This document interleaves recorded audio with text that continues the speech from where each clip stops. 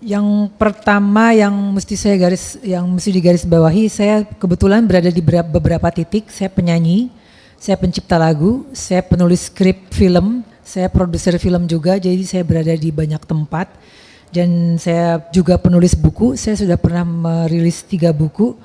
Jadi semua yang terkait dengan dengan hal royalti tersebut saya mengalaminya langsung. Oleh sebab itu saya ingin mengadakan revisi undang-undang ini karena saya merasa satu-satunya warisan saya yang tertinggi untuk anak cucu saya adalah karya-karya saya. Saya punya 600 lagu, saya punya 4 film, skrip saya banyak, buku saya 3, tapi sampai sekarang saya untuk leasing atau untuk KPR rumah saja karya-karya saya tidak. Bukunya buku tentang apa, Teh? Tentang musik. Tentang musik Dan tentang cerpen cinta-cinta segala macam.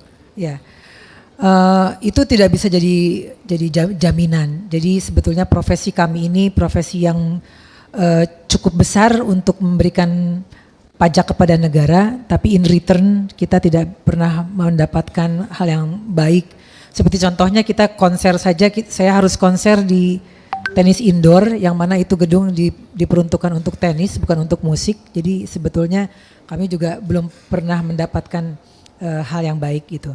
Saya ingin menanggapi sedikit saja untuk masalah NA dan RUU untuk hal lain di bidang musik. Sebetulnya untuk sastra, buku, cerpen, puisi, novel, karya tulis itu sudah ada di sana.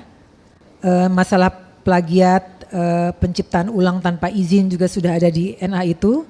Terus di dalam RUU juga penguatan pelindungan atas distribusi digital, platform dan pengakuan moral right penulis juga sudah ada di situ.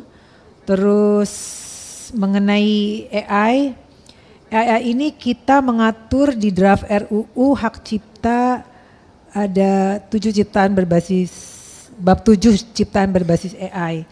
Dan ada kewajiban deklarasi dan yang mewajibkan keterlibatan manusia. Jadi bukan cuma mesin tapi manusia juga sudah terlibat. Tapi saya juga waktu itu sempat berdiskusi dengan BKD bahwa AI ini karena begitu rinci dan begitu detailnya mungkin memerlukan undang-undang tersendiri menurut saya ya. Batasan AI juga ada hak cipta tentang yang melekat pada manusia bukan cuma AI, terus penggunaan karya berhak berkaitan dengan ciptaan untuk yang relatif dengan AI, terus transparansi dataset, lisensi kolektif digital juga.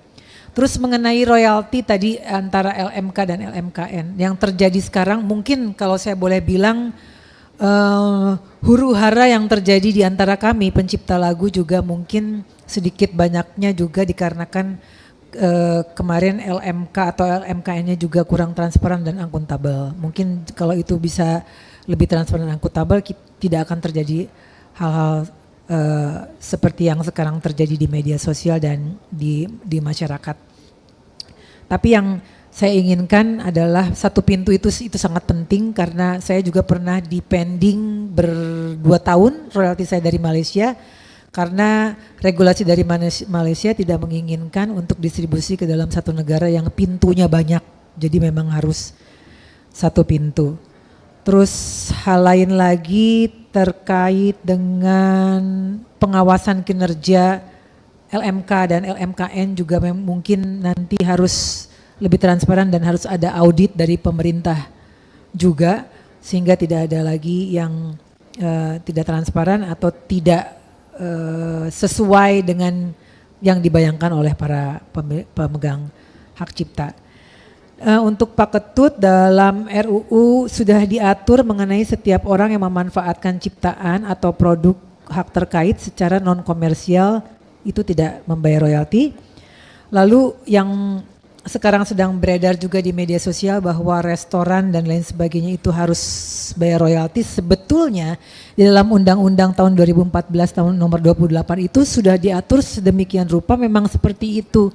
Saya sendiri bingung kenapa sekarang baru diributkan. Apakah LMK atau LMKN-nya tidak pernah menagih sehingga ketika sekarang ditagih jadi sesuatu hal yang aneh. Padahal sebetulnya di dalam Undang-Undang kemarin itu sudah diatur memang harus harus membayar. Setiap orang yang memakai hak cipta itu harus membayar membayar royalti.